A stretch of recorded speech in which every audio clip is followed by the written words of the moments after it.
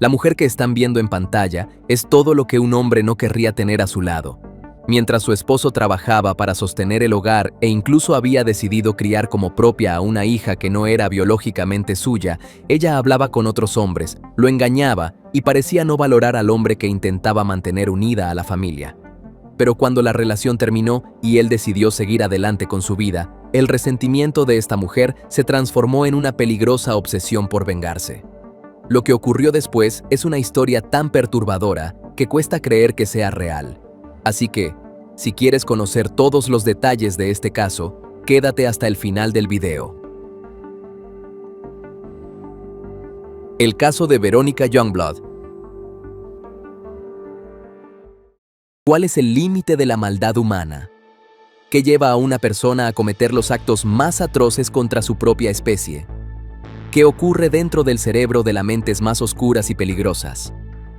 Estas preguntas nos han quitado el sueño durante años, y hoy, analizando y llevando hasta tu pantalla los casos criminales más impactantes de la historia, buscamos entender aquello que muchos prefieren ignorar.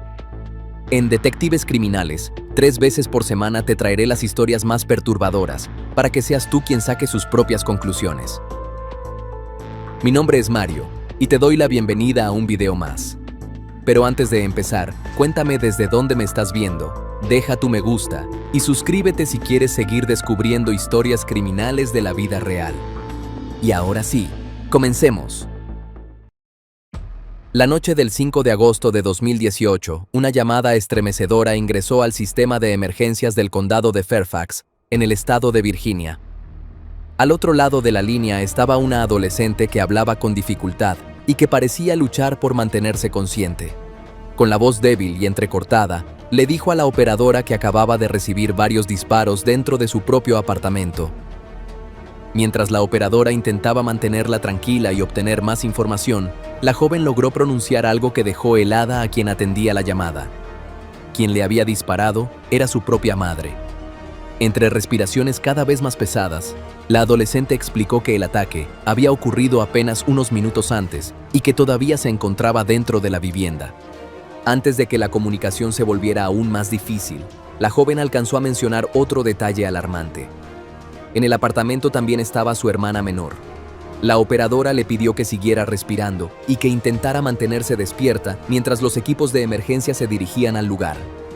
Cuando los primeros paramédicos y agentes de policía llegaron al apartamento, entraron con rapidez para intentar salvar a la adolescente que había hecho la llamada. En una de las habitaciones la encontraron gravemente herida por varios disparos. A pesar de su estado, la joven aún estaba consciente y apenas podía mantenerse despierta mientras los socorristas comenzaban a atenderla. Mientras el equipo médico trabajaba para estabilizarla y trasladarla de urgencia a un hospital, los agentes comenzaron a revisar el resto de la vivienda. Fue entonces cuando hicieron un descubrimiento devastador. En otra habitación del apartamento encontraron a una niña de apenas 5 años tendida en su cama. Había recibido un disparo en la cabeza y ya no presentaba signos vitales. Dentro del apartamento, los investigadores encontraron varios casquillos de bala en distintas áreas de la vivienda. 3 de ellos estaban en las habitaciones, mientras que otros se hallaban dispersos en el suelo de la sala y sobre la mesa de la cocina. También localizaron el estuche de una pistola automática, una caja con municiones calibre 9 milímetros y otros accesorios relacionados con el arma que presuntamente había sido utilizada en el ataque. Además, los peritos observaron manchas en distintos puntos del apartamento, las cuales fueron recolectadas para ser analizadas posteriormente en el laboratorio criminalístico. Cuando los agentes terminaron de inspeccionar el apartamento, notaron que la madre de las niñas no se encontraba en el lugar. Ante esa situación, las autoridades iniciaron de inmediato la búsqueda de Veronica Youngblood. Sin embargo, no pasó mucho tiempo antes de que surgiera información que permitió conocer dónde se encontraba. Esa misma noche, la mujer apareció en la casa de un hombre llamado Manuel, con quien había salido en algunas ocasiones.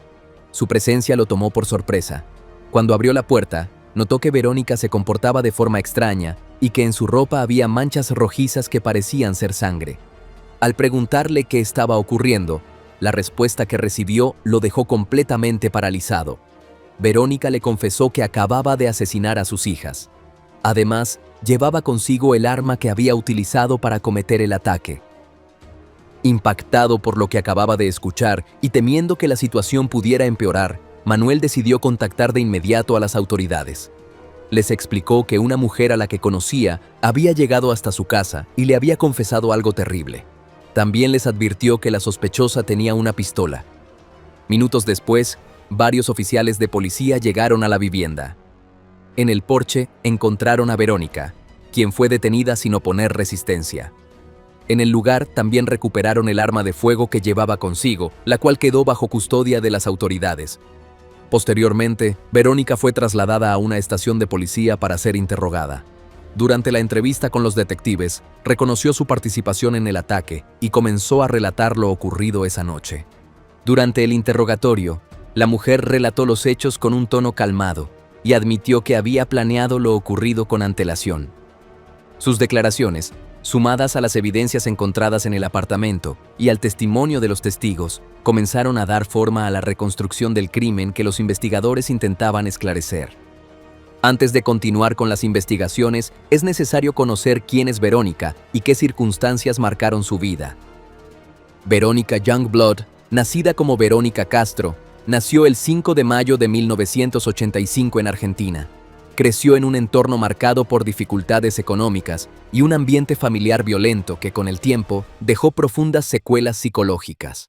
Durante esos años también convivía con una hermana menor dentro del mismo hogar.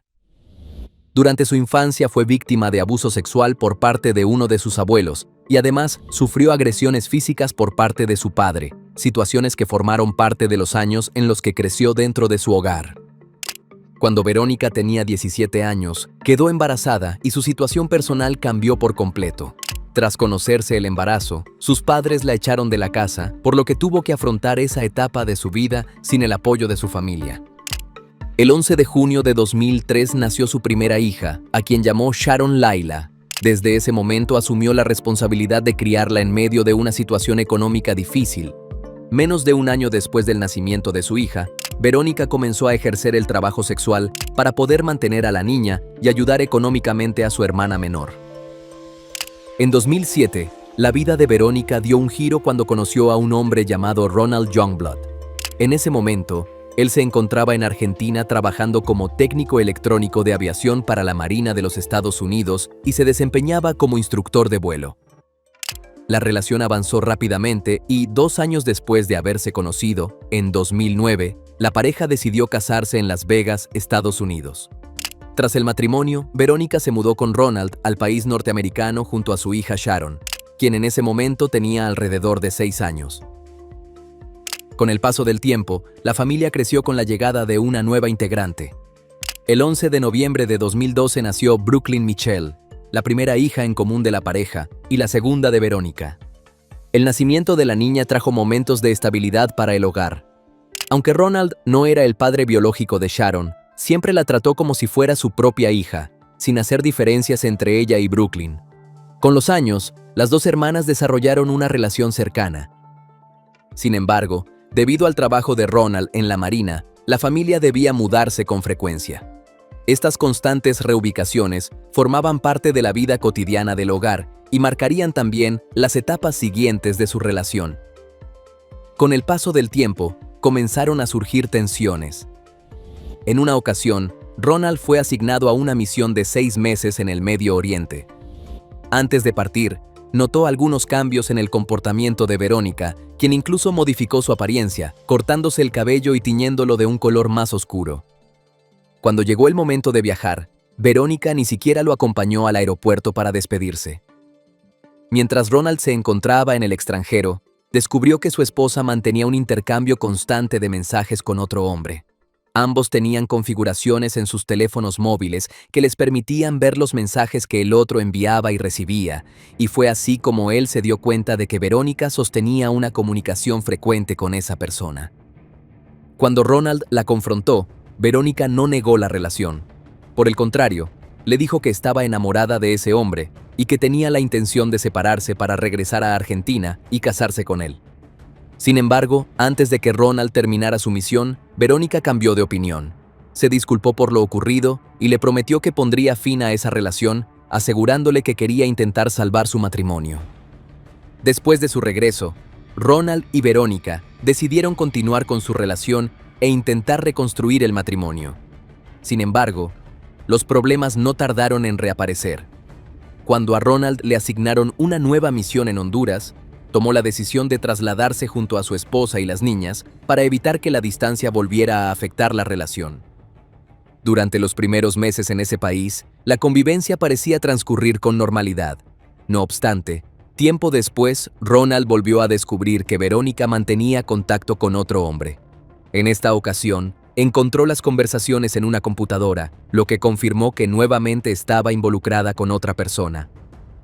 Al igual que en la ocasión anterior, Verónica no intentó ocultarlo. Le dijo que quería abandonar Honduras lo antes posible para regresar a Estados Unidos. Para Ronald, aquello terminó de confirmar que la relación atravesaba una crisis profunda. La situación se complicó aún más cuando Verónica acudió a las autoridades hondureñas para denunciar a Ronald por presunto maltrato hacia ella y hacia las niñas. Ronald negó las acusaciones, pero el conflicto provocó que la Marina organizara una remoción de emergencia para la familia. Poco tiempo después, todos regresaron a Estados Unidos. Tras su regreso, la familia se estableció en Florida. En ese momento, Verónica se mudó junto a las niñas, mientras que Ronald comenzó a vivir solo. A pesar de la distancia, los conflictos entre ambos continuaron. Poco después de llegar, Verónica acudió ante las autoridades militares para denunciar que Ronald se negaba a pagar la manutención de su hija. Sin embargo, Ronald pudo demostrar mediante registros bancarios que sí había realizado transferencias de dinero a su cuenta. La situación dio otro giro en julio de 2015. Para ese momento, Verónica decidió mudarse nuevamente con Ronald cuando él fue transferido al astillero naval en Washington. Aunque el proceso de divorcio seguía en marcha, ambos continuaban viviendo bajo el mismo techo. Tiempo después, la familia se instaló en Virginia, y mientras él continuaba desarrollando su carrera militar, Verónica se hizo cargo del cuidado del hogar y de las niñas. Finalmente, en febrero de 2016, Ronald decidió iniciar formalmente los trámites de divorcio al considerar que la relación ya no tenía solución. Aunque el proceso de divorcio estaba en marcha, durante un tiempo ambos continuaron viviendo en la misma casa. En septiembre de 2016, llegaron a un acuerdo temporal para compartir la vivienda mientras se resolvían los asuntos legales. Según ese acuerdo, Ronald se encargaría de cubrir los gastos del hogar y ninguno de los dos tendría que pagar manutención. Sin embargo, la convivencia volvió a deteriorarse poco tiempo después. Apenas un mes más tarde, Verónica dañó algunas pertenencias de Ronald, lo que llevó a que él solicitara una orden de protección en su contra. Como consecuencia de esa medida, Verónica tuvo que abandonar la vivienda. Aún así, la situación volvió a cambiar semanas después. A finales de octubre, Verónica regresó a vivir con Ronald debido principalmente a sus problemas económicos, ya que no contaba con ingresos suficientes para alquilar otro lugar. Además, ambos consideraban importante seguir presentes en la vida de las niñas. El proceso de divorcio continuó durante los meses siguientes, mientras las tensiones entre ambos seguían presentes. En marzo de 2018, finalmente concluyó el proceso de divorcio. Sin embargo, la situación entre ambos no terminó allí. Poco después, presentaron una orden de consentimiento ante un tribunal en la que informaban que tenían planes de mudarse a Missouri aproximadamente en agosto de ese mismo año. Según el acuerdo, Verónica se mudaría a un apartamento ubicado cerca de la residencia de Ronald, y él se haría cargo de pagar el alquiler. Además, ambos compartirían la custodia de Brooklyn, la hija biológica de la pareja. No obstante, menos de un mes después, en abril de 2018, Verónica cambió de opinión. Decidió sustituir a su abogado y presentó una solicitud ante el tribunal para modificar el acuerdo de custodia. En su petición afirmó que había conseguido un empleo estable y que ahora podía hacerse cargo de los gastos de vivienda. A pesar de su solicitud, en julio de ese mismo año, el tribunal determinó que las condiciones que habían llevado al divorcio no habían cambiado y decidió mantener el acuerdo establecido anteriormente. Tras mantener el acuerdo previo, el tribunal autorizó a Ronald a llevarse a Brooklyn para que viviera con él. En ese momento, la niña tenía 5 años. El hombre también intentó obtener la custodia de Sharon. Sin embargo, no pudo hacerlo porque, aunque la había criado durante años y mantenían una relación cercana, Legalmente no era su padre biológico. Por esa razón, la adolescente debía permanecer viviendo con su madre. Para ese entonces, Sharon tenía 15 años y cursaba la secundaria. Era una estudiante destacada. Participaba en el grupo de animadoras y también en competencias de patinaje, una actividad que disfrutaba mucho.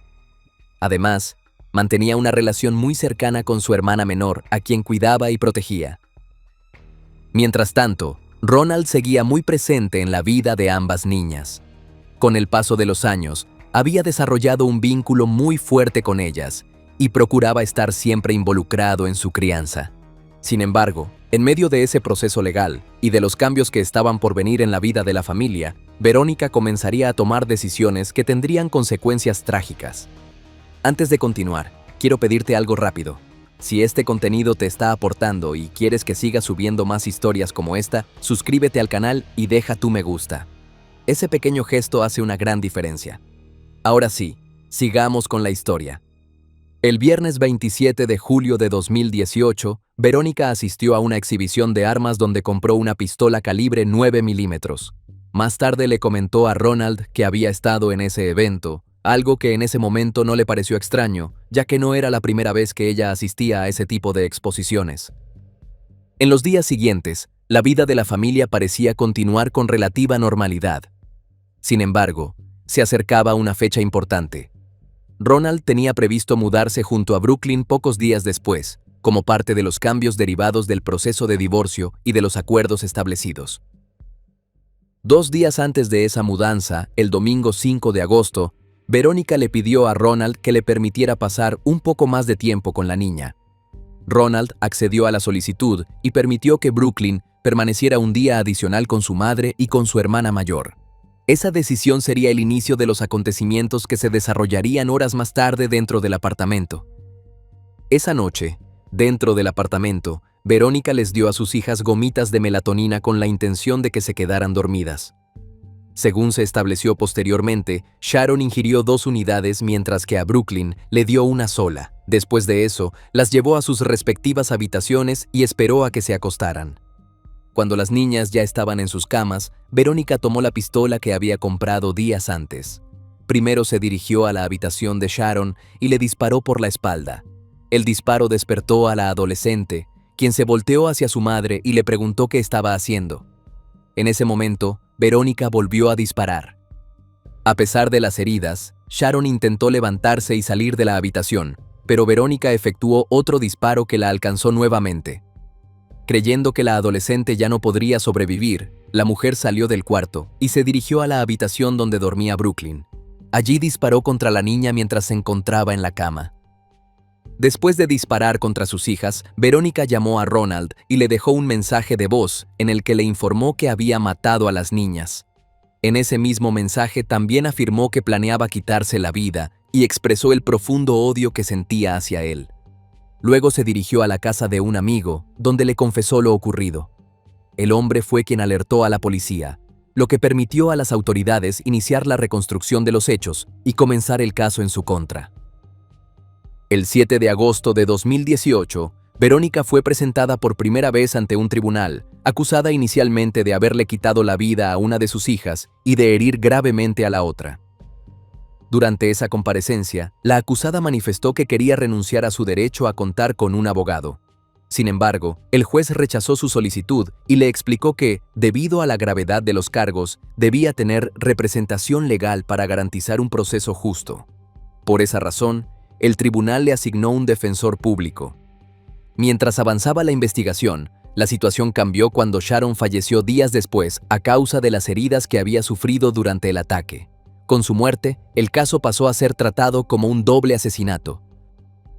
Tuvieron que transcurrir casi 5 años para que el caso llegara a juicio. Finalmente, a principios de marzo de 2023, comenzó el proceso penal en el condado de Fairfax, en Virginia. Durante las audiencias, la fiscalía presentó las pruebas reunidas durante la investigación para demostrar que Verónica había actuado de manera deliberada al quitarles la vida a sus hijas. I don't know, Sharon. it's something that for some reason I don't shoot her in the head for some reason. Because before shoot her she faced me. Okay. She was in the back, and then her head was like this. She don't look at me, but she moved the face, and she faced me, and I looked her in the face. Okay. I, Well, understanding you understand that killing your children is wrong. What do you think should happen to a person who does such a thing?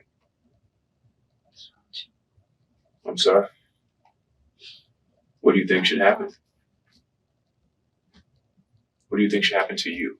Virginia has a death penalty. Los fiscales describieron a Verónica como una mujer rencorosa, egoísta, vengativa y calculadora, que decidió quitarle la vida a sus propias hijas para evitar que se quedaran con su padre y como una forma de vengarse por su reciente fracaso en los tribunales durante la disputa por la custodia. Para sustentar esa hipótesis, señalaron que el crimen había sido premeditado. Como parte de su exposición, recordaron que la propia Verónica había admitido haber planeado el ataque con antelación y que había comprado el arma y los sedantes días antes de los hechos. Buy a gun and kill my dad is a man. So, to buy a gun and kill your daughters and yourself. Yes. Okay, and you've been planning this for months. Yes. And you say because you have no purpose. Yeah, because I don't want to. That's it. Okay. Well, why don't we back up and talk about specifically tonight? I know you say that this has been your plan. You've planned this for months. And tonight, if we could say time-wise, what did you exactly do? I just kids. Bill. To my dad to go sleep early. And Okay. then make a plan how work. So you said you gave some pills to your daughter to make her go to sleep easily. Yes. And then you made a plan on how to what? To kill. How to kill them? Durante las audiencias, que se extendieron durante aproximadamente 2 semanas, también se reprodujo ante el jurado la grabación de la llamada al número de emergencias realizada por Sharon la noche del ataque. El audio causó un fuerte impacto en la sala, ya que en él se escuchaba a la adolescente pidiendo ayuda mientras estaba gravemente herida. Por su parte, la defensa solicitó que Verónica fuera declarada penalmente no responsable por razones de salud mental. Sus abogados argumentaron que sufría trastorno de estrés postraumático derivado de los episodios de violencia que había vivido en su infancia y que su estado psicológico se había deteriorado con el paso del tiempo. Según la defensa, esos antecedentes, sumados a problemas de salud mental no tratados y a sentimientos de abandono, habían afectado su capacidad de control sobre sus acciones. Durante el juicio, también se presentaron testimonios de expertos y familiares que hablaron sobre su estado mental. Después de escuchar los testimonios y revisar las pruebas presentadas por ambas partes, el jurado se retiró a deliberar. Tras analizar el caso, rechazaron el argumento de la defensa que sostenía que Verónica no era penalmente responsable por motivos de salud mental y concluyeron que había actuado de manera consciente y deliberada. Finalmente, el 22 de marzo de 2023, el jurado emitió su veredicto. Verónica Youngblood, de 37 años, fue declarada culpable de 4 delitos graves relacionados con el asesinato de sus hijas. El jurado la declaró culpable de 2 cargos de asesinato en primer grado, uno por la muerte de cada una de sus hijas. Por estos delitos recibió 36 años de prisión por cada cargo, lo que sumó 72 años. Además, fue condenada por 2 cargos adicionales por el uso de un arma de fuego durante la comisión de los asesinatos, por los cuales recibió 3 años de prisión por cada uno. En total, el jurado recomendó una condena de 78 años de prisión. Posteriormente, el juez aceptó la recomendación del jurado y confirmó la condena. Durante años, Verónica proyectó una imagen muy distinta a lo que realmente ocurría en su vida. Mientras su esposo trabajaba para sostener el hogar y mantener a la familia, ella mantenía conversaciones con otros hombres. Y aún así, Ronald continuó intentando que la familia funcionara. No solo cuidaba de su hija biológica, también había decidido criar como propia a Sharon. Pero cuando el matrimonio terminó y los tribunales comenzaron a fallar en su contra, el resentimiento pareció transformarse en algo más oscuro. Verónica parecía obsesionada con arruinar la vida de Ronald a cualquier precio. Incluso después del crimen, en el mensaje de voz que le dejó, no habló de arrepentimiento ni de dolor. Lo único que expresó fue el profundo odio que sentía hacia él. En este canal hemos contado cientos de historias de hombres violentos y crueles que destruyen a sus propias familias. Casos en los que el agresor es un padre o una pareja que decide arruinar la vida de quienes dice amar. Pero esta vez la historia fue distinta. Aquí, quien terminó destruyendo a su propia familia fue la madre. Y en medio de todo quedaron dos niñas que no tenían nada que ver con la guerra entre sus padres. Sharon y Brooklyn pagaron el precio más alto por el rencor y la venganza de una persona que decidió que su odio era más importante que la vida de sus propias hijas. Una tragedia que deja una reflexión incómoda. Cuando el resentimiento y la obsesión se apoderan de alguien, el daño que puede causar no tiene límites.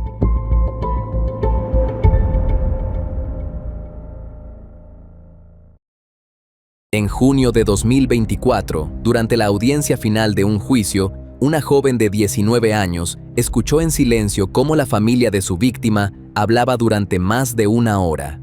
Frente al juez, reconoció lo ocurrido y expresó arrepentimiento antes de conocer la condena. Meses antes, todo había quedado registrado en video. Dos jóvenes, que en el pasado habían sido cercanas, se enfrentaron frente a una tienda en Ohio. Había testigos alrededor, algunos observando, otros grabando. En cuestión de minutos la situación se descontroló. Lo que empezó como una discusión terminó en un desenlace que después sería analizado cuadro por cuadro. El caso de Brianna Barozzini. La noche del 26 de marzo de 2023, una llamada de emergencia alertó a las autoridades en Westerville, Ohio, en Estados Unidos. Eran las 11:48 de la noche, cuando la policía fue enviada a una tienda de conveniencia tras el reporte de una persona gravemente herida en el exterior del establecimiento. Al llegar, los agentes encontraron a una joven con una lesión en el pecho, rodeada por varios testigos que intentaban comprender lo que acababa de ocurrir. La escena era confusa. Algunos hablaban de una pelea, otros de una discusión que se había salido de control en cuestión de segundos. La víctima aún estaba consciente, pero su estado era crítico. Los servicios de emergencia actuaron de inmediato. La joven fue trasladada de urgencia a un hospital cercano, mientras los oficiales comenzaban a asegurar la zona. En ese momento, aún no estaba claro qué había ocurrido exactamente, pero todo indicaba que no se trataba de un incidente accidental. Lo que había empezado como una noche cualquiera frente a una tienda de paso, estaba a punto de convertirse en el centro de una investigación que dejaría a toda una comunidad en shock. Mientras la ambulancia se alejaba del lugar, los agentes comenzaron a reconstruir lo ocurrido a partir de quienes habían presenciado la escena. Varias personas coincidían en un punto. Minutos antes, dos jóvenes habían estado discutiendo dentro de la tienda. El altercado, según relataron, no había terminado allí. La tensión continuó en el exterior, donde la discusión escaló rápidamente hasta convertirse en un enfrentamiento físico. Algunos testigos mencionaron empujones, gritos y un ambiente cada vez más agresivo. En el suelo, cerca del lugar donde había sido encontrada la víctima, los agentes identificaron rastros que confirmaban que el incidente se había desarrollado en ese mismo punto. No se trataba de un hecho aislado ni de una agresión sorpresiva, porque todo indicaba que había sido el desenlace de una confrontación directa. Dentro del establecimiento, los empleados también aportaron información clave. Uno de ellos confirmó que momentos antes había pedido a una de las jóvenes que abandonara el local debido a su comportamiento alterado. Sin embargo, en lugar de marcharse definitivamente, la joven permaneció en las inmediaciones, esperando.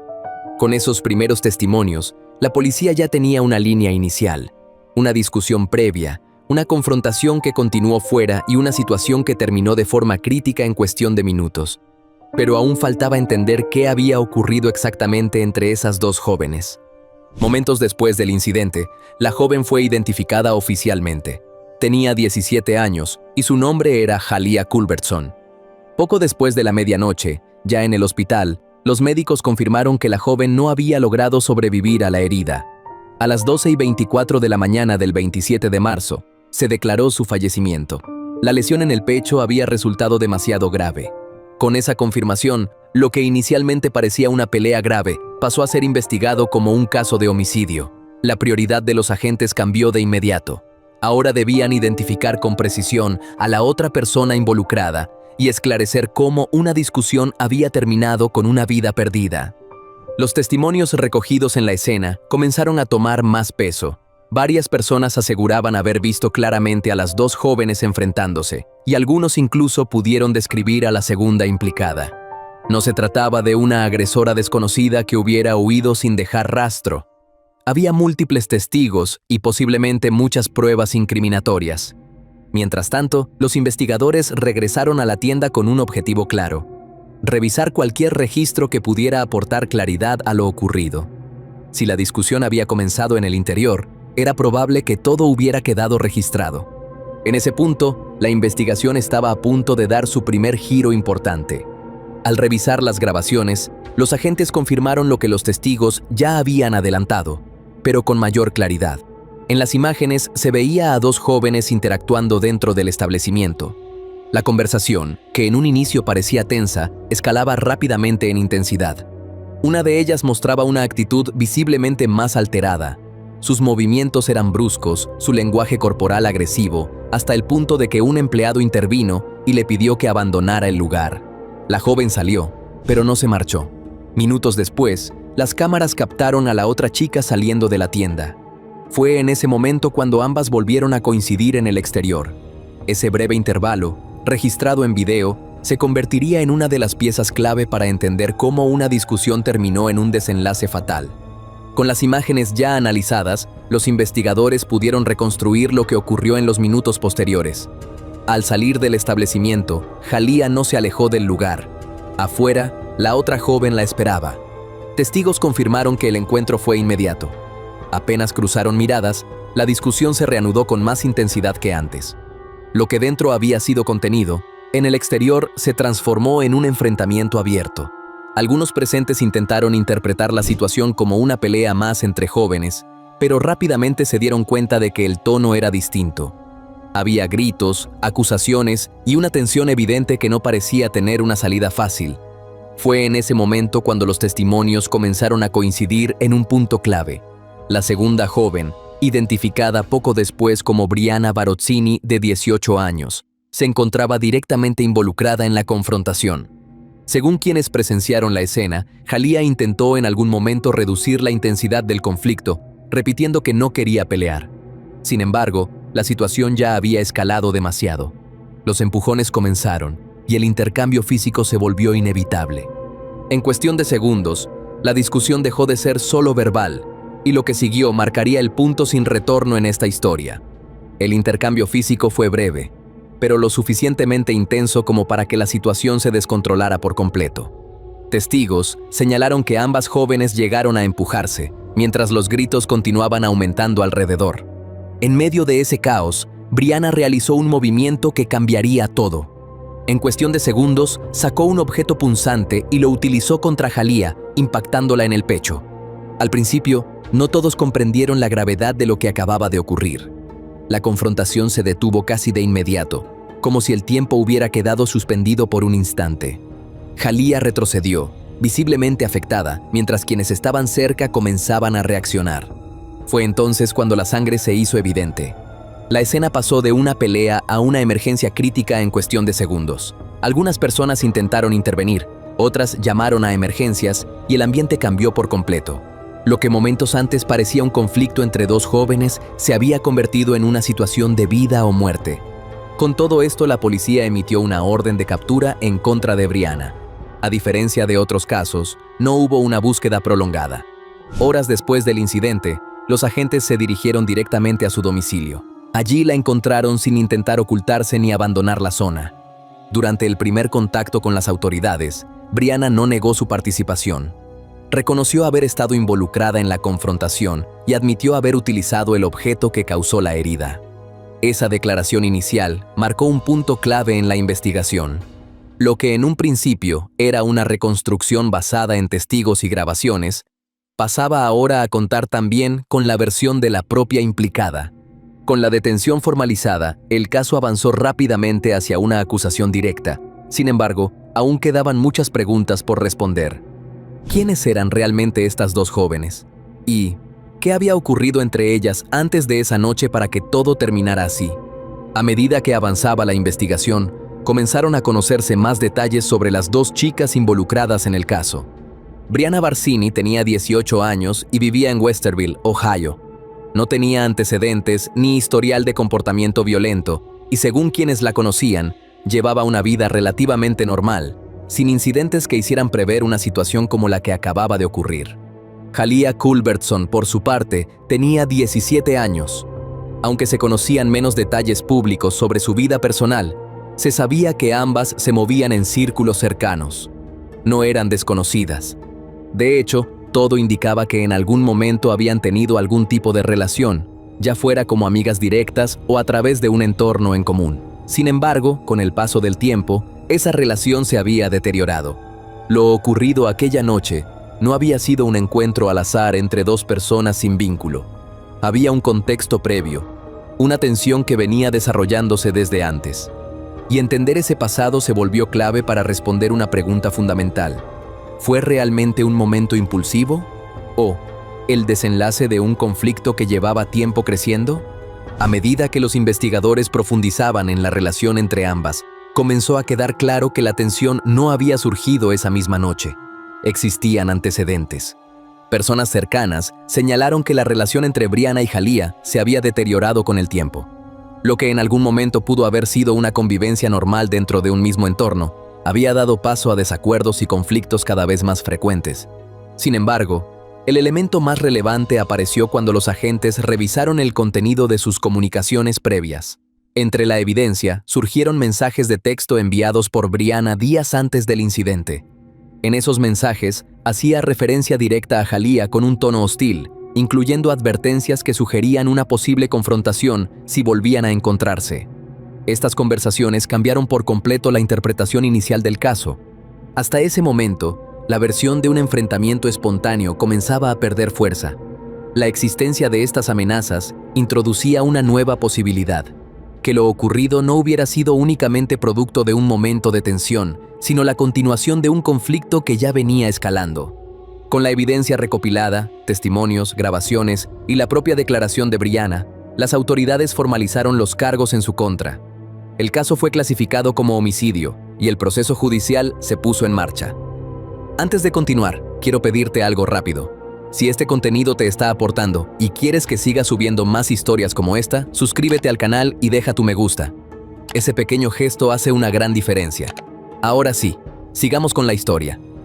La fianza de Brianna fue fijada en $750,000, junto con condiciones estrictas, entre ellas la prohibición de portar cualquier tipo de arma y la orden de no tener contacto con la familia de Jalía. A pesar de la gravedad del caso, su equipo legal inició rápidamente las gestiones para enfrentar el proceso en libertad mientras se preparaba el juicio. La situación generó reacciones divididas, tanto por la edad de las implicadas como por la naturaleza de lo ocurrido. Mientras tanto, la comunidad seguía de cerca cada avance. El hecho de que todo hubiera ocurrido frente a una tienda frecuentada por vecinos y que existieran grabaciones del momento, mantenía el caso constantemente presente. Lo que inicialmente había sido una confrontación entre dos jóvenes, ahora se transformaba en un proceso judicial complejo, donde cada detalle sería analizado. Y sería en ese contexto donde comenzarían a presentarse las pruebas que reconstruirían oficialmente lo ocurrido. Las grabaciones de las cámaras de seguridad de la tienda fueron una de las piezas centrales. En ellas se podía observar el inicio de la discusión, la actitud de ambas jóvenes y el momento en que una de ellas fue obligada a salir del establecimiento. Estas imágenes permitieron establecer una secuencia clara de cómo comenzó el conflicto. A esto se sumaron los testimonios de quienes estuvieron presentes esa noche. Varias personas identificaron a Brianna como la joven que participó activamente en la confrontación, reforzando lo que ya mostraban los videos. Además, durante el juicio se presentó un segundo registro, un video grabado con un teléfono móvil por uno de los presentes en el exterior. En ese material se captaba parte del enfrentamiento, incluyendo los momentos previos a la agresión física. La combinación de estos elementos permitió a la Fiscalía construir una narrativa sólida de lo ocurrido. Ya no se trataba solo de reconstruir los hechos, sino de determinar cómo debían interpretarse. Si había sido un acto impulsivo en medio de una pelea o algo más. Ante el peso de las pruebas presentadas por la Fiscalía, el equipo legal de Brianna centró su estrategia en una línea clara. Lo ocurrido había sido una reacción en medio de una confrontación física. Según esta hipótesis, Brianna no habría actuado con intención previa de causar la muerte, sino como respuesta a una situación que se había salido de control. Argumentaron que Jalía había iniciado el contacto físico y que el uso del objeto punzante se produjo en un contexto de tensión extrema. Este punto resultaba clave, especialmente dentro del marco legal de Ohio. Desde 2019, la ley establece que es la fiscalía quien debe demostrar que una persona no actuó en defensa propia y no al revés. Esto cambiaba el peso del proceso y habría una posibilidad real para la defensa. Sin embargo, esta hipótesis no solo debía sostenerse frente a los hechos de aquella noche, sino también frente a cualquier evidencia previa que pudiera contradecirla. Y sería precisamente ahí donde el caso daría uno de sus giros más importantes. Entre la evidencia analizada por los investigadores, aparecieron mensajes de texto enviados por Brianna días antes del incidente. En esas conversaciones, hacía referencia directa a Jalía en un tono claramente hostil. No se trataba solo de discusiones o desacuerdos. Algunos de esos mensajes incluían advertencias explícitas sobre lo que podría ocurrir si volvían a encontrarse. Este hallazgo introdujo una duda clave dentro del proceso. La hipótesis de una reacción impulsiva comenzaba a debilitarse frente a la posibilidad de que existiera un conflicto previo con un nivel de tensión mucho mayor del que se había planteado inicialmente. El equipo de defensa intentó limitar el impacto de esta evidencia, argumentando que los mensajes habían sido enviados días antes y que no necesariamente reflejaban una intención real de actuar. Sin embargo, su contenido no pasó desapercibido. A partir de ese momento, el caso dejó de centrarse únicamente en lo ocurrido aquella noche. La atención también se dirigía hacia lo que había ocurrido antes. Y con ello, la decisión judicial empezaba a tomar un rumbo distinto. Con el avance del proceso y el peso de la evidencia sobre la mesa, ambas partes comenzaron a explorar una salida alternativa al juicio completo. Fue en ese contexto donde se alcanzó un acuerdo. Inicialmente, Brianna enfrentaba cargos más graves, lo que implicaba una posible condena mucho más severa. Sin embargo, tras las negociaciones, esos cargos fueron reducidos. Finalmente, aceptó declararse culpable de un cargo menor relacionado con la muerte de Jalía. Este acuerdo evitó que el caso continuara hacia un juicio más largo y complejo, pero también generó controversia. Para algunos, la decisión representaba una resolución pragmática basada en las circunstancias del caso. Para otros, la reducción de cargos no reflejaba la gravedad de lo ocurrido. El tribunal aceptó el acuerdo, lo que marcó un punto de inflexión definitivo. A partir de ese momento, ya no se discutiría si Brianna era responsable, sino cuál sería la consecuencia legal de sus actos. Y esa decisión final llegaría poco después, en una sala marcada por la tensión y la expectativa de ambas familias. En junio de 2024, Brianna compareció ante el tribunal para la etapa final del proceso. Tras haber aceptado el acuerdo, se declaró culpable del cargo reducido, lo que dejaba en manos del juez la determinación de la condena. Antes de que se dictara la sentencia, el tribunal escuchó a los familiares de Jalía. Durante sus intervenciones, expresaron el impacto que había tenido la pérdida, insistiendo en que lo ocurrido no había sido un simple accidente, sino el resultado de un conflicto que pudo haberse evitado. La sala se mantuvo en silencio mientras se sucedían los testimonios. Por su parte, Brianna permaneció contenida. En una breve declaración, reconoció lo ocurrido y expresó arrepentimiento por las consecuencias de sus acciones. Finalmente, el juez dictó sentencia: 3 años de prisión. La decisión no tardó en generar reacciones divididas. Mientras algunos consideraron que el acuerdo y la condena eran coherentes con el desarrollo del caso, otros cuestionaron si la pena reflejaba realmente la gravedad de lo ocurrido. Con esa resolución, el proceso judicial llegaba a su fin, pero las consecuencias de aquella noche seguirían presentes mucho más allá del tribunal. Tras la sentencia, Brianna fue trasladada a un centro penitenciario en Ohio para comenzar a cumplir su condena. Debido a las condiciones del acuerdo, existe la posibilidad de que pueda optar a una reducción de pena por buen comportamiento, una opción que dependerá de futuras decisiones judiciales. El caso dejó una marca profunda en ambas familias. Por un lado, la de Jalía, enfrentando la pérdida y las preguntas que quedaron sin una respuesta completa. Por otro, la de Brianna, asumiendo las consecuencias de un hecho que cambió su vida de forma irreversible. En la comunidad lo ocurrido no pasó desapercibido. La rapidez con la que una discusión escaló a una situación crítica generó inquietud y debate en la comunidad, especialmente por la edad de las implicadas y el contexto en el que sucedió. Con el paso del tiempo, el caso fue cerrándose en términos legales, pero no en sus efectos. Lo que comenzó como un enfrentamiento entre dos jóvenes terminó convirtiéndose en un proceso judicial que expuso cómo un conflicto previo, no resuelto, puede derivar en consecuencias permanentes. En este caso, la clave no estuvo en quién ejecutó el ataque, sino en quién lo hizo posible. La información que permitió planificarlo no se obtuvo mediante vigilancia compleja ni seguimiento prolongado, sino a través de alguien que conocía a la víctima de forma directa. Thomas fue atacado dentro de su propia casa después de que se compartieran detalles precisos sobre sus rutinas, horarios y accesos. Esos datos permitieron elegir el momento exacto y reducir cualquier margen de reacción. La investigación terminó señalando a su expareja como la persona que facilitó esa información. A partir de ahí, el caso dejó de ser únicamente un episodio de violencia para centrarse en cómo la participación de su entorno cercano fue determinante en lo ocurrido. Si quieres saber todo lo que pasó, quédate hasta el final de este video. El caso de Thomas Campbell. La noche del sábado 2 de julio de 2022 parecía transcurrir con normalidad en Riverside Mosley, en Reino Unido, una zona residencial donde la rutina rara vez se ve alterada. Cerca de las 11 de la noche, Thomas Campbell regresaba a su casa sin imaginar que ese momento cotidiano había sido cuidadosamente elegido por quienes lo esperaban. Al abrir la puerta de su vivienda, la emboscada se activó. Un grupo de al menos 3 hombres, que habían estado vigilando sus movimientos, se abalanzó sobre él en el umbral mismo de su hogar. La elección del momento no fue casual.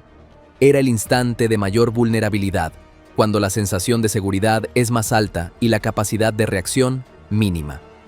La superioridad numérica y el uso de armas blancas anularon cualquier posibilidad de defensa. Thomas fue reducido con violencia y arrastrado hacia el interior de la casa. No hubo oportunidad de escapar ni de pedir ayuda.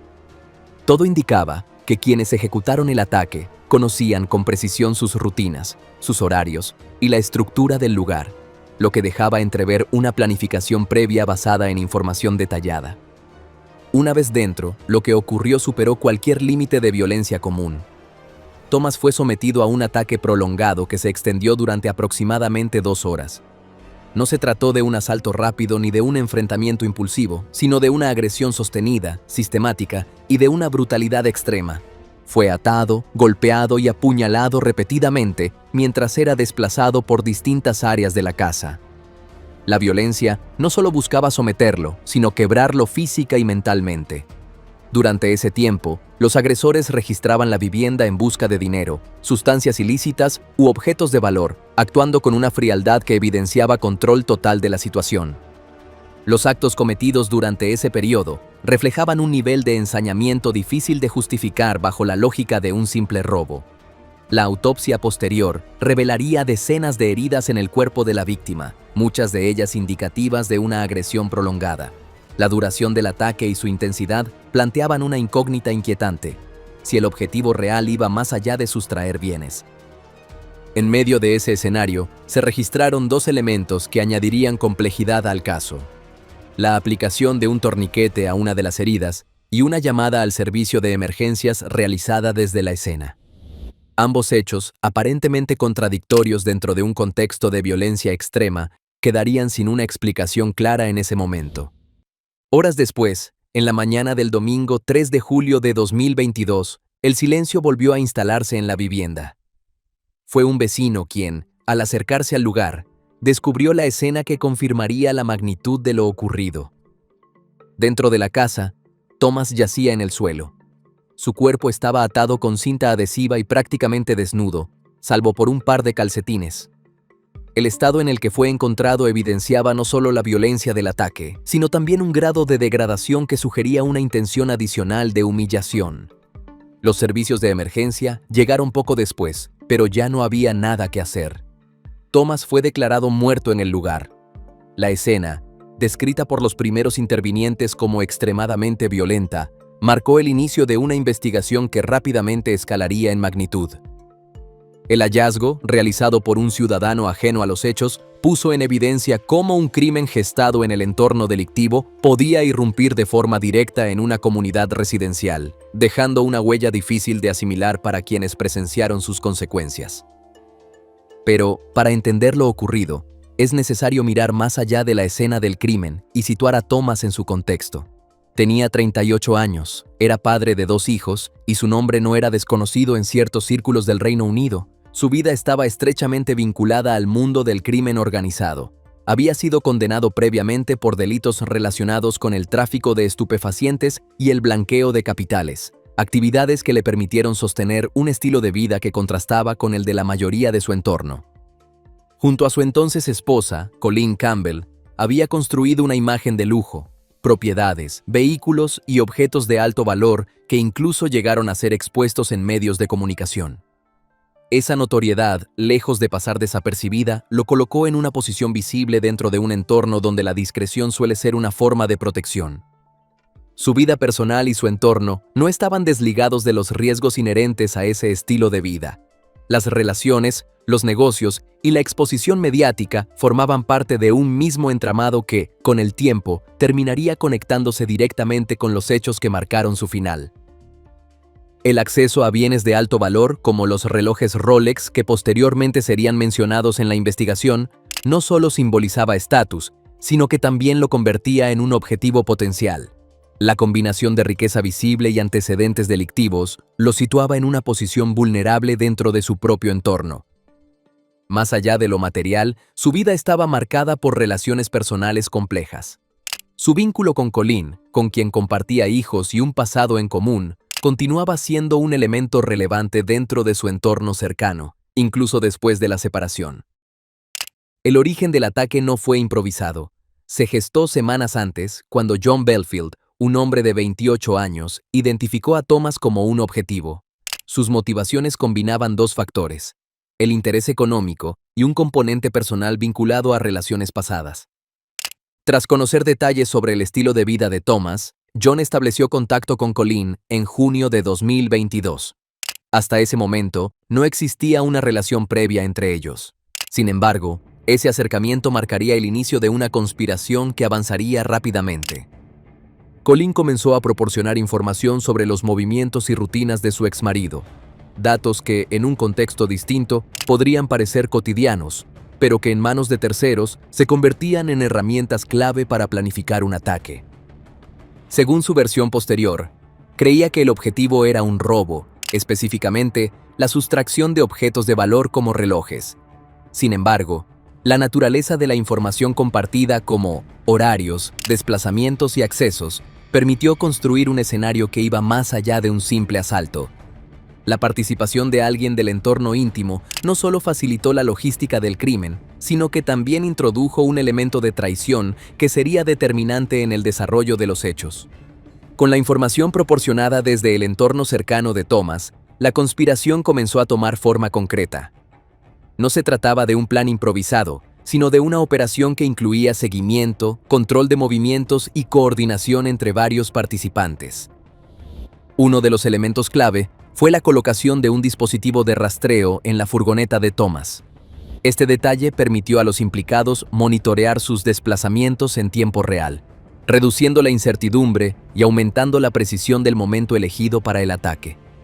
Las conversaciones relacionadas con esta preparación quedaron registradas en cámaras de seguridad, lo que posteriormente se convertiría en una prueba determinante. La vigilancia no solo se limitó a lo tecnológico, sino que también incluyó observación directa de sus rutinas, identificando patrones y momentos de vulnerabilidad. Todo apuntaba a un nivel de organización que requería coordinación y conocimiento previo.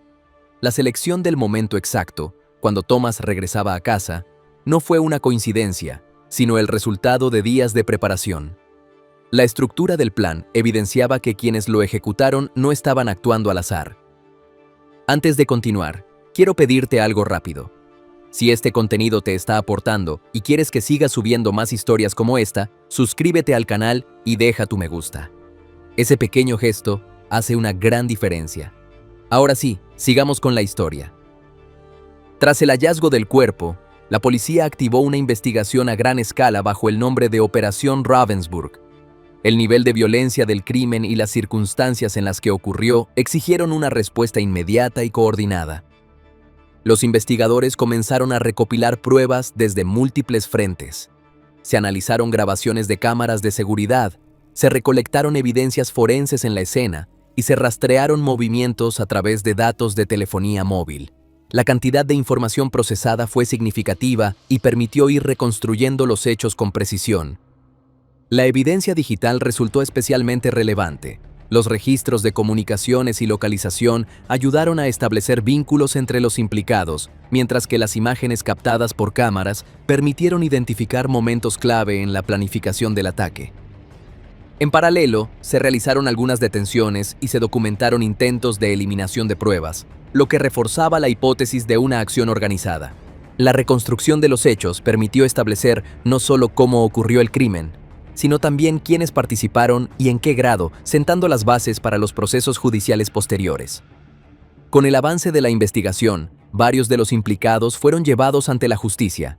Entre ellos, Reese Stephen fue identificado como uno de los participantes directos en la agresión. Su historial delictivo y su presencia en la escena lo colocaron en una posición central dentro del caso. También fue procesado Stephen Clayworth, quien, aunque no estuvo físicamente presente durante el ataque, había participado en la planificación de este. Su implicación evidenció que la responsabilidad no se limitaba a quienes ejecutaron la violencia, sino también a quienes facilitaron su realización. Colleen Campbell, ex esposa de la víctima, fue señalada por haber proporcionado información clave que permitió la ejecución del plan. Su participación introdujo uno de los elementos más impactantes del caso, la traición desde el entorno más cercano. El juicio se desarrolló durante 5 semanas. En febrero de 2023 se emitieron los veredictos.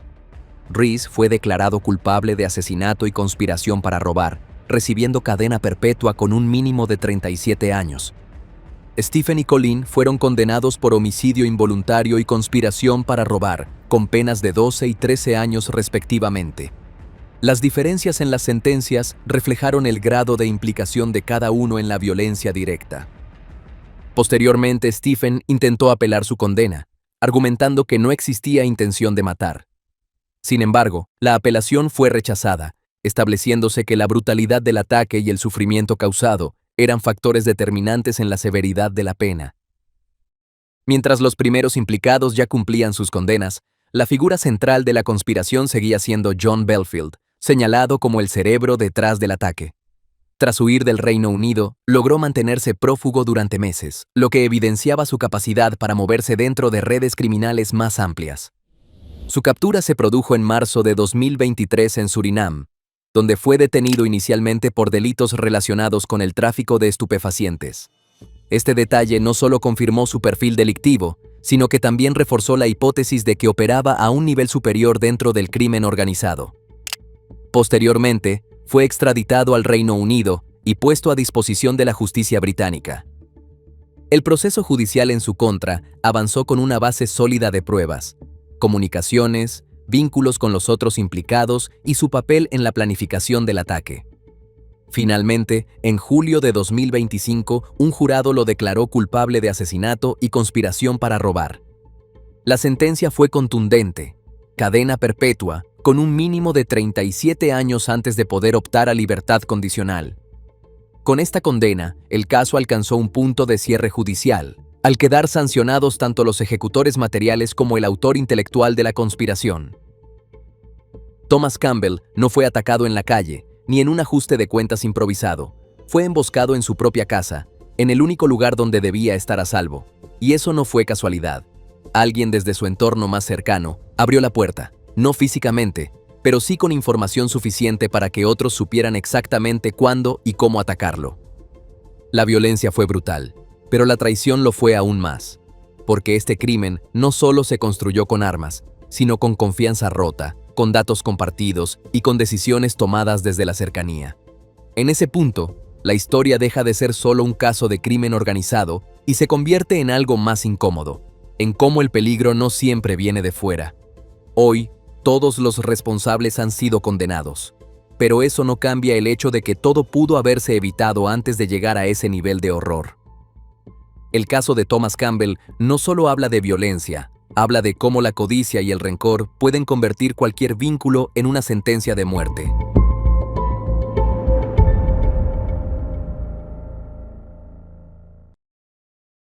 La mujer que estás a punto de conocer fue descrita como fría, calculadora y profundamente retorcida. Mientras su esposo construía una vida familiar y era visto como una buena persona, ella llevaba más de 3 años sosteniendo una relación en secreto con su amante. Pero no se conformó con vivir en esa doble vida. En algún punto, decidió que él le estorbaba. Lo que vino después no fue un impulso, sino una decisión que terminó con su vida, y con un nivel de brutalidad que haría que todo lo posterior resultara aún más difícil de asimilar. Si quieres saber todo lo que pasó, quédate hasta el final de este video. El caso de Melanie McGuire. La mañana del 5 de mayo de 2004, lo que parecía una jornada tranquila en las aguas de la bahía de Chesapeake, en Virginia Beach, se transformó en el inicio de una de las investigaciones más perturbadoras de los Estados Unidos. Un pescador y sus hijos, que disfrutaban del día en su bote, divisaron a lo lejos una maleta flotando a la deriva. Movidos por la curiosidad, pensaron que podría tratarse de algún objeto de valor perdido en el mar. Con esfuerzo lograron subir la maleta al bote. La tensión aumentaba mientras debatían qué hacer con ella. Fue entonces cuando el hijo menor, sin esperar, la abrió. Dentro, lejos de encontrar cualquier tesoro, descubrieron una bolsa negra que contenía un par de piernas humanas cortadas por debajo de las rodillas. El pescador notó que los restos no presentaban un estado avanzado de descomposición, lo que indicaba que habían sido arrojados al agua recientemente. Ante la posibilidad de que hubiera más partes del cuerpo en la zona, decidió retirarse de inmediato y alertar a las autoridades. La policía recibió la maleta y comenzó una investigación que apenas daba sus primeros pasos, pero que ya apuntaba a un crimen de extrema violencia. 6 días después del primer hallazgo, el 11 de mayo, la escena volvió a repetirse, pero esta vez en tierra firme. Un estudiante que realizaba labores de limpieza en el Refugio Nacional de Vida Silvestre de Fisherman Island encontró una segunda maleta. Era del mismo modelo y color que la primera, lo que inmediatamente encendió las alarmas de las autoridades. Al abrirla, los investigadores confirmaron sus peores sospechas. Dentro, envueltos en una bolsa negra y una manta blanca, se encontraban el torso y la cabeza de un hombre. Aunque el estado del cuerpo dificultaba su identificación, los forenses lograron obtener rasgos suficientes para elaborar un boceto facial que sería difundido en todo el país. El 16 de mayo, una tercera maleta apareció flotando en las mismas aguas de la bahía de Chesapeake. En su interior se hallaron la pelvis y las partes restantes de las piernas. Con este último descubrimiento, los investigadores lograron reunir todas las partes del cuerpo, confirmando que pertenecían a una sola víctima. La escena ya no dejaba dudas. Se trataba de un homicidio cuidadosamente ejecutado y seguido de un intento meticuloso por deshacerse del cadáver. Una vez reunidos todos los restos, los forenses iniciaron un análisis detallado que permitió esclarecer los primeros elementos clave del crimen. Determinaron que al hombre le habían quitado la vida antes de ser desmembrado, descartando así cualquier intento de encubrir una muerte accidental. El examen reveló que la víctima recibió varios disparos, 2 en el torso y 1 en la cabeza. El arma utilizada era un revólver calibre .38, un dato que más adelante cobraría una importancia decisiva en la investigación. La precisión de los disparos y el posterior desmembramiento indicaban un acto deliberado, ejecutado con frialdad y planificación. Además, el estado de los restos sugería que el proceso de desmembramiento ocurrió poco después de la muerte, lo que reforzaba la idea de que el responsable actuó con rapidez para eliminar evidencias. Aunque aún no se conocía la identidad de la víctima, las autoridades ya tenían claro que estaban frente a un caso complejo, con múltiples etapas cuidadosamente encadenadas para dificultar su resolución. Con el boceto facial elaborado a partir de los restos encontrados, las autoridades iniciaron una intensa campaña de difusión en medios de comunicación a nivel nacional. La esperanza era que alguien reconociera el rostro reconstruido y pudiera aportar una pista clave para identificar a la víctima. Fue entonces cuando Susan Rice, amiga cercana de Bill McGuire desde hacía más de 20 años, vio la imagen en televisión. La reacción fue inmediata, una mezcla de incredulidad y angustia.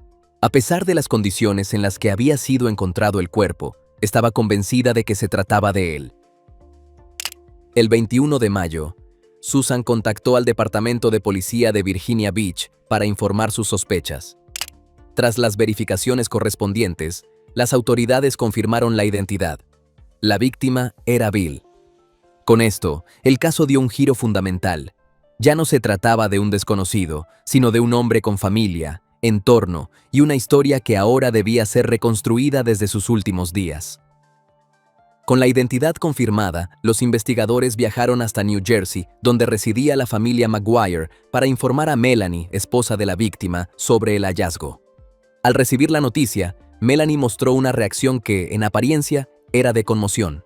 Sin embargo, hubo un detalle que llamó poderosamente la atención de los oficiales. En ningún momento preguntó cómo había muerto su esposo. Esta omisión, que suele ser una reacción casi automática en situaciones similares, despertó las primeras sospechas. Durante ese mismo encuentro, Melanie relató que la última vez que vio a Bill fue a finales de abril, tras una fuerte discusión en la que, según su versión, él la había agredido y posteriormente abandonado el hogar. Antes de que todo se desmoronara, la historia de Melanie y Bill McGuire encajaba en la imagen de una familia estable y exitosa.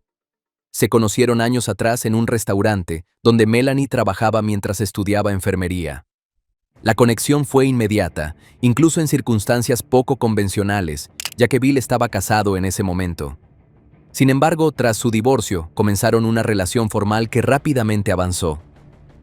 En 1999 se casaron y comenzaron a construir una vida juntos. Bill, con formación militar y luego en tecnología de la información, consiguió un empleo estable en una universidad, mientras que Melanie se desempeñaba como enfermera en una clínica de fertilidad, donde era bien valorada por sus pacientes y colegas. Ambos proyectaban una imagen de estabilidad profesional y personal. La familia creció rápidamente con la llegada de sus 2 hijos en un corto periodo de tiempo. Con el objetivo de mejorar su calidad de vida, decidieron adquirir una nueva vivienda acorde a sus necesidades. A pesar de las dificultades económicas iniciales, lograron concretar la compra de una casa valorada en $500,000 en abril de 2004. Desde afuera, todo parecía alinearse como una historia de éxito familiar. Apenas 48 horas después de concretar la compra de la nueva casa, la relación dio un giro radical. Melanie acudió a la corte para solicitar una orden de restricción contra Bill, alegando que había sido víctima de violencia durante una discusión reciente. Este hecho marcó el inicio de una ruptura abrupta en lo que hasta entonces parecía una relación sólida. De acuerdo con el testimonio de Melanie, la noche en la que todo cambió comenzó con una discusión que, en principio, parecía una más dentro de la relación. Sin embargo, la tensión fue escalando rápidamente. Bill empezó a quejarse de la reciente compra de la casa y lanzó acusaciones contra Melanie, cuestionando su rol como madre. La situación alcanzó su punto más crítico cuando, según ella, el hombre intentó agredirla físicamente. Afirmó que llegó a intentar introducirle una toalla en la boca mientras la golpeaba. En medio del caos, Melanie logró tomar a uno de sus hijos y refugiarse en el baño, cerrando la puerta mientras escuchaba a Bill moverse por la casa, aún alterado. Minutos después, el silencio se impuso. Melanie aseguró que escuchó la puerta y asumió que su esposo se había marchado definitivamente. Esa fue, según su versión, la última vez que lo vio. A partir de ese momento, sostuvo que Bill desapareció sin dejar rastro, una historia que, aunque en ese punto parecía plausible, comenzaba a desmoronarse frente a la mirada detallada de los investigadores. Antes de continuar, quiero pedirte algo rápido. Si este contenido te está aportando y quieres que siga subiendo más historias como esta, suscríbete al canal y deja tu me gusta. Ese pequeño gesto hace una gran diferencia. Ahora sí, sigamos con la historia. Con el paso de los días, el comportamiento de Melanie comenzó a llamar la atención. No parecía preocupada por la desaparición de su esposo, ni realizó intentos visibles por localizarlo o contactar a familiares y amigos. Esta actitud contrastaba fuertemente con la inquietud que sí manifestaban las personas cercanas a Bill. En ese mismo periodo, Melanie tomó decisiones significativas en un tiempo muy corto. Empacó todas las pertenencias de su esposo en bolsas negras y las regaló, inició los trámites de divorcio y puso la casa en venta. Todo esto ocurrió en apenas 3 semanas desde la supuesta desaparición. Para los investigadores, estas acciones no solo resultaban inusuales, sino que comenzaban a perfilar un patrón difícil de ignorar. Con la identidad de la víctima confirmada y las primeras inconsistencias detectadas, las autoridades comenzaron a profundizar en la investigación. El primer paso fue inspeccionar la vivienda de la familia Maguire. Sin embargo, el lugar había sido completamente vaciado y recientemente pintado, lo que dificultó enormemente la recolección de evidencia. A pesar del minucioso trabajo forense, no se encontraron rastros concluyentes en el interior. Posteriormente, los investigadores centraron su atención en el vehículo de Bill, el cual fue localizado en Atlantic City. El automóvil se encontraba en condiciones impecables, sin señales evidentes de violencia o lucha. No obstante, dentro de la guantera hallaron un elemento clave: un frasco de hidrato de cloral, un potente sedante. Este hallazgo abrió una nueva línea de investigación. Al rastrear la procedencia del medicamento, las autoridades descubrieron que había sido adquirido cerca de la residencia de la pareja mediante una receta firmada por un médico de la clínica donde trabajaba Melanie. Sin embargo, el doctor negó haber emitido dicha receta, afirmando que su firma había sido falsificada. Este detalle, lejos de cerrar el camino, lo abrió aún más, acercando progresivamente el foco de la investigación hacia el entorno más cercano de la víctima. A medida que los investigadores profundizaban en el entorno de Melanie, comenzaron a surgir elementos que ampliaban el panorama del caso. Uno de los hallazgos más relevantes provino del análisis de registros telefónicos, que revelaron una comunicación frecuente entre Melanie y Bradley Miller, un médico de la misma clínica de fertilidad donde ella trabajaba. Las llamadas no solo eran constantes, sino que muchas ocurrían en horarios nocturnos, lo que despertó sospechas.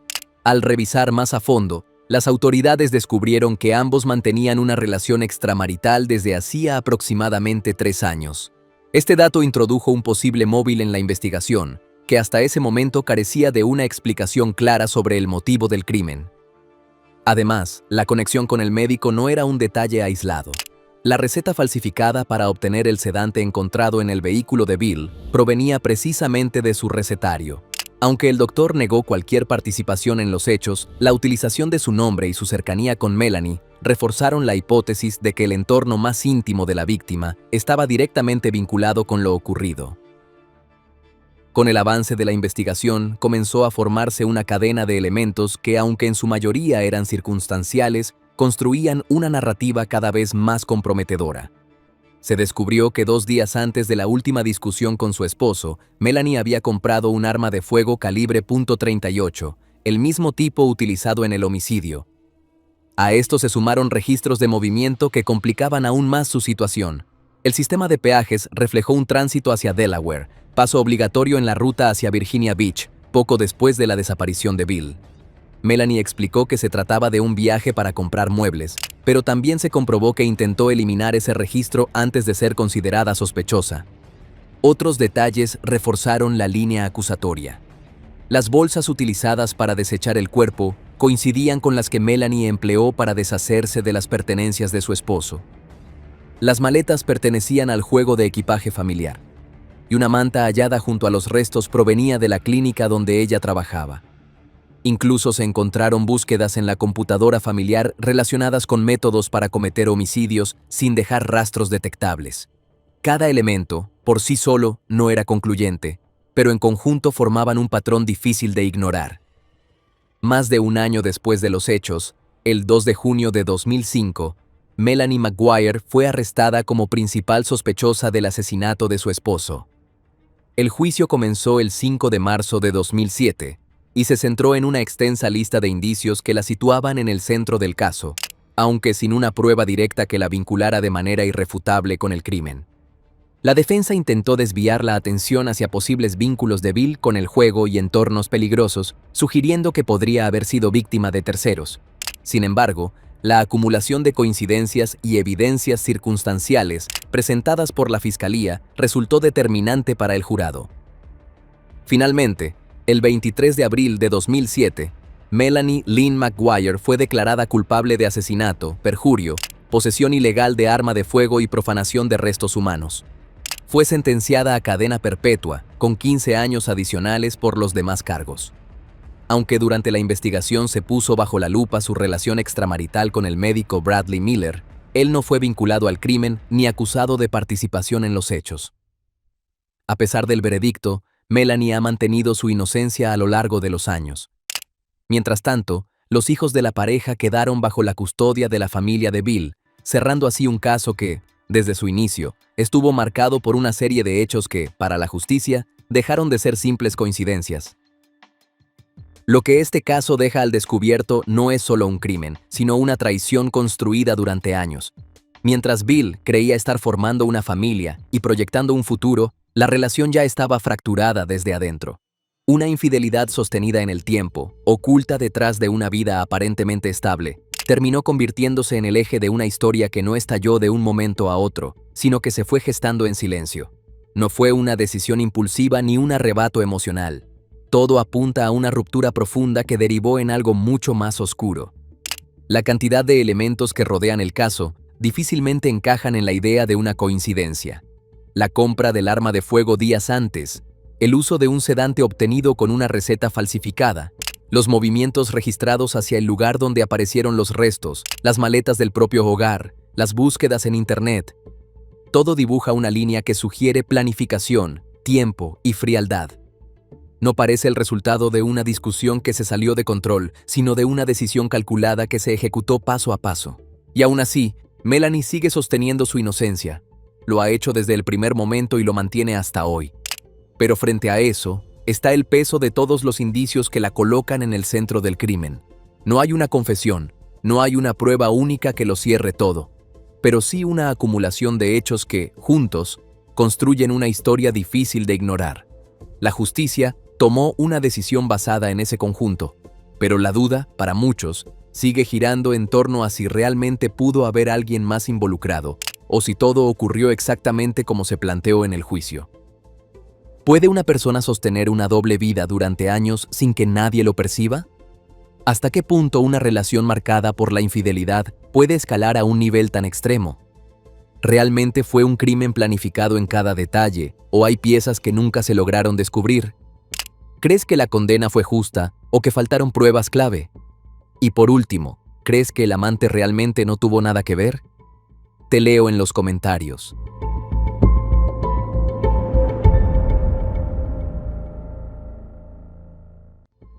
Y bueno, hasta aquí un caso más. No te olvides antes de irte de dejar tu me gusta y suscribirte si este contenido te ha parecido interesante. Nos escuchamos en otro episodio de Detectives Criminales.